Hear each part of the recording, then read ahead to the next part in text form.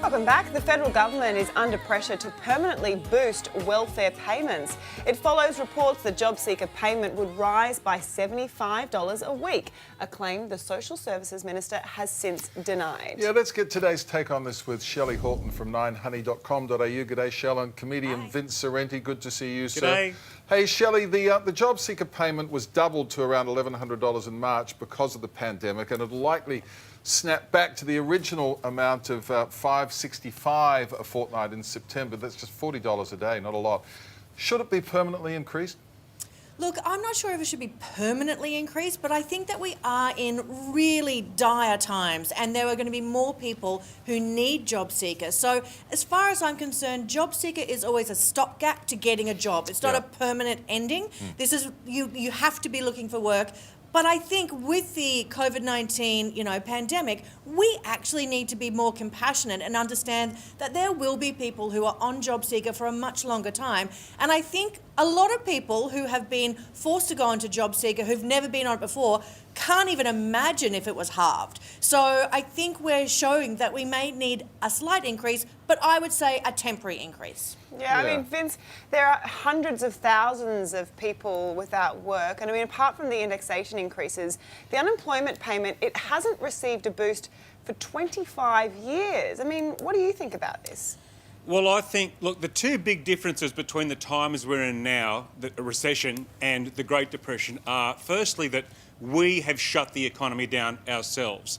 The other big difference is society is a lot wealthier now. We have the means in 2020 to help more people. So I think that in these unprecedented times, as already been quoted, we should be looking, natural political inclinations need to be put slightly to one side, and we should be looking at extending these payments. That's my personal view. Looking out for each other. And fortunately, interest rates are so low, the government can actually afford to borrow money to help people out. Yeah. Money's never been cheaper. And look, in the 1930s, I mean, we had bread lines miles long and whole slum suburbs. I mean, we've got the means to avoid that now. It is complicated, though. Listen, also making news, Melbourne's virus hotspots could be forced back into lockdown if numbers continue to soar. 49 new cases recorded across Victoria yesterday.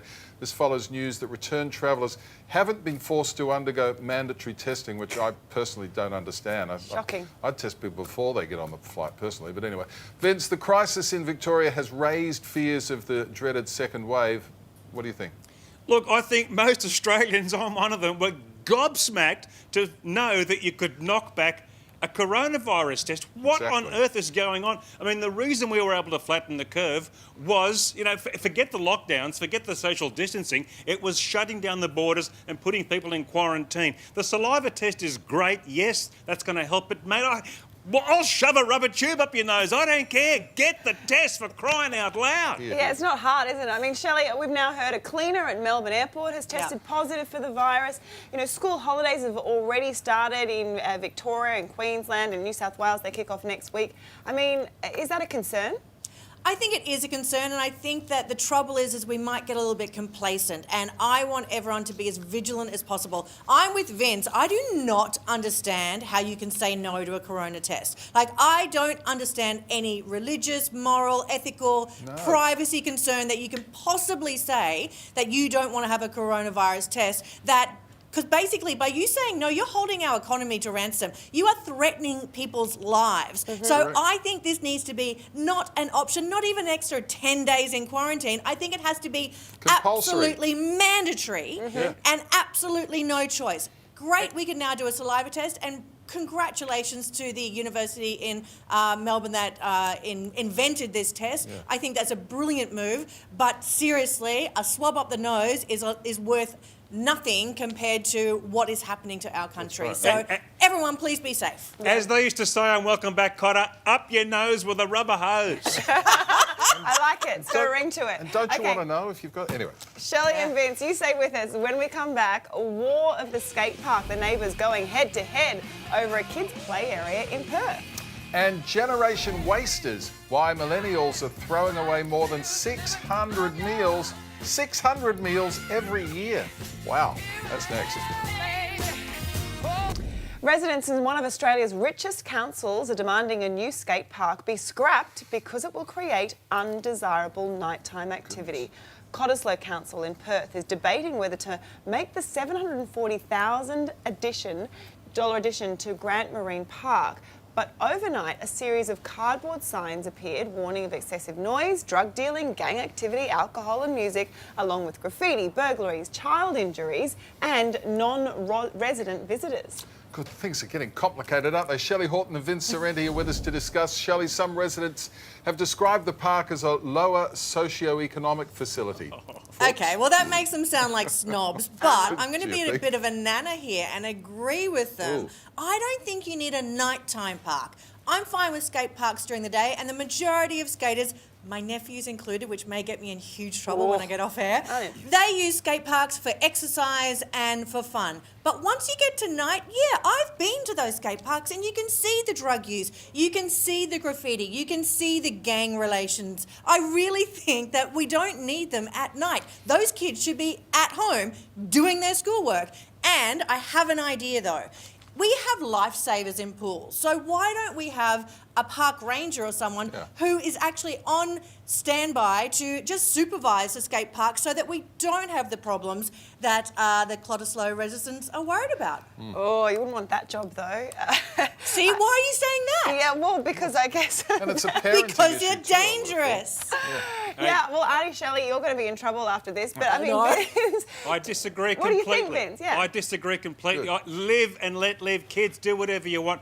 I love the noise. I lived in Darlinghurst for 16 years. People would say, oh, what about the noise at night? I'd say, yeah, it's great, isn't it? I mean, let people do what they want to do. I mean, can you imagine? This is a posh suburb in Cottesloe. Can you imagine the rough people there with their $300 skate sneakers and their designer torn jeans?